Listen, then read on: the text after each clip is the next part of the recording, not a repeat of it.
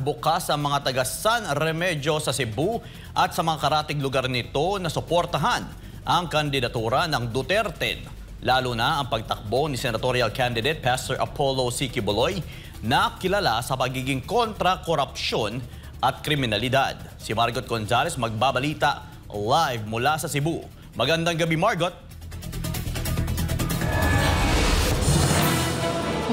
Franco, magandang gabi. Alam mo kung may pagkakatulad man yung ating mga campaign sorties sa iba't ibang lugar dito sa Pilipinas, yan ay yung mainit na pagtanggap ng taong bayan sa kandidatura o pagtakbo ni senatorial candidate Pastor Apollo C. Quiboloy at yung kanilang malaking respeto para sa butihing pastor. Yan ay kahit sa kabila ng sitwasyon ng ating pinakamamahal na pastor, kahit hindi nila nakikita in person ang ating butihing pastor at tanging itong kanyang standee lang yung makikita sa campaign sorties. Kasi alam nila, Franco, yung resibo ni pastor, ang naging background ni pastor at ang mga nagawa ni pastor at ang magagawa pa nito sa oras na siya ay maluklok sa pwesto.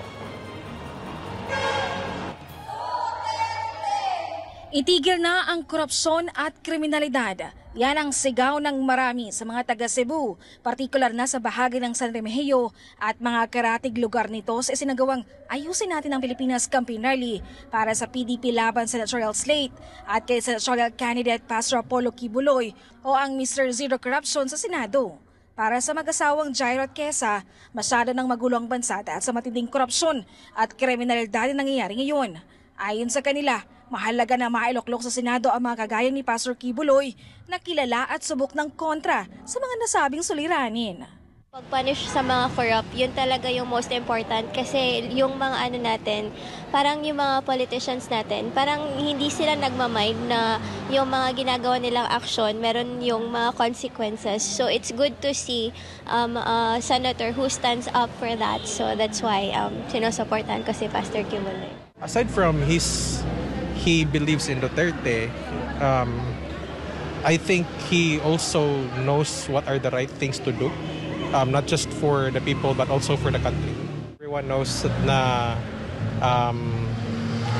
sides of government ngayon is hindi timbang, so it's not actually for the people. That's the reason why we're looking for the senators, at the same time yung mga government officials na it's for the people. Unlike sa time ni Duterte before na it's really for the people and he knows the right thing that he needs to do for the Philippines or para sa mga tao. Ang vice gubernatorial candidate sa Cebu na si Lito Ruiz, gayon din ang sentimiento. 100 lions led by a dog will fight like a dog.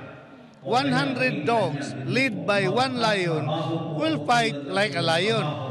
Lumalala lo itong kriminalidad sa Pilipinas, kawawang bansa dahil bangag ang namumuno. Kita mo noon, nung kapanahon na ni PRDD, malinis, makakalakad ka na hating gabi, madaling araw sa daan, walang mangyari sa iyo. Ang iba, bukas silang suportahan si Pastor Quiboloy dahil isa ito sa iniendorso ng dating Pangulong Rodrigo Duterte na subok ng tapat sa mga Pilipino. Si Aling Lenlen, isa sa mga pumunta sa campaign rally para mapakinggan mismo ang mga plataforma ni Pastor Quiboloy. Gusto ko malaman kung ano yung mga sabihin niyo sa rally kasi gusto ko ibalik si Duterte. Mahirap kasi ang Pilipinas ngayon. Kaya gusto ko si Duterte at saka yung mga katauhan ni Duterte para manibago tayo. Hindi rin daw siya apektado sa mga gawa-gawang akusasyon laban sa butihing pastor. Wala naman problema si Pastor Quiboloy, hindi naman nakasama sa amin. Okay lang naman sa amin si Pastor Quiboloy. Bakit? Wala naman ginawang masama sa amin. Kung kaya magtulong, okay lang, wala naman problema. Hindi naman siguro piliin ni Duterte pag masama ang kailangan sa Pilipinas. Kung masama yung mga tao na yan, hindi siguro si Duterte pipili. Siyempre, pinili niya yun, kaya piliin natin. Alam mo, Franco, pagkatapos nilang marinig yung mensahe kanina ni Pastor Apollo C. Quiboloy, ay tiniyak nila na pag-abot sa May 12 elections, pagdating po ng May 12 elections, ay vote straight lang sila sa lahat ng mga kandidato at pambato po ni dating Pangulong Rodrigo Duterte para din po matiyak na hindi po ma-impeach si VP Sara Duterte gaya po ng hiling ng kanyang ama na si dating Pangulong Rodrigo Duterte. Franco. Maraming salamat, Margaret Gonzalez, sa iyong live report.